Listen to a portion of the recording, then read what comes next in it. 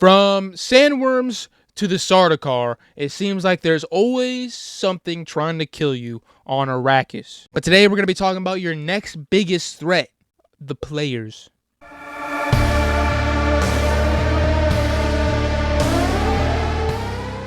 What is up, everyone? Welcome back. It's me, Bro WBT, and today we're going to be talking about PvP for the upcoming game, Dune Awakening. So where is this PvP going to be taking place? You're not just going to be able to pick up your guns and run into the desert and shoot other players. There is going to be a specific zone called the Deep Desert where you will be able to clash with the other players and even whole guilds if you'd like. Guild wars.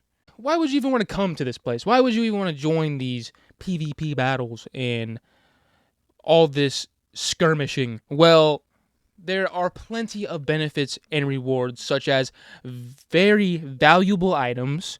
There are spice blows. Spice is one of the most valuable resources that people are going to be fighting over in Dune. There's also special schematics for you to unlock specific weaponry or even vehicles. But with benefits and rewards comes risk.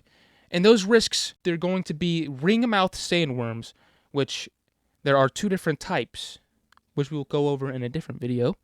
But ring-mouth sandworms are able to swallow your vehicles whole, so that's terrifying. There's also friendly fire, so you'll want to check where you're aiming so you don't shoot your own friend and, kill them. For your shields, there's going to be unstability because of the vast landscape and just the sand all around you constantly. Sandstorms, of course, that's across all of Arrakis. And your usual intense heat and sunlight, which is going to start causing you dehydration. And that is never good. But don't you fret.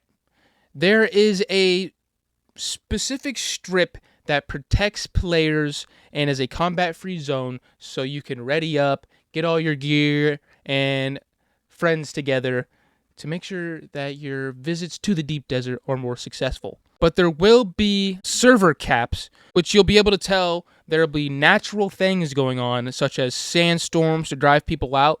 But if that doesn't work, there may even be Sardaukar forces that drop down and start murking everyone. The Deep Desert is also 355 squared miles in the game. So I'm guessing that's pretty vast. That's a decent chunk of the map. But you're not going to want to do this alone, okay? I mean, you can definitely solo this, but you are going to be able to clash it out with a guild, which these guilds are going to be able to consist of about 300 or lower players. But through these guilds, you're going to be able to ally yourself with one of the great houses, House Atreides or House Harkonnen, which is going to be important for endgame stuff like the Landsrad. And there are some guilds right now, if you would like to join, that people have made from the beta. And I'll leave a link in the description so if you want to go check those out. But before we wrap this up, the devs did say a few things that I found interesting. So let me read it for you. We think PvP works best when people are vying over resources or trying to return resources to their base and fighting over something not as personal as your base, said Scott Jr., executive producer of Dune Awakening. So that's what we're trying to do here.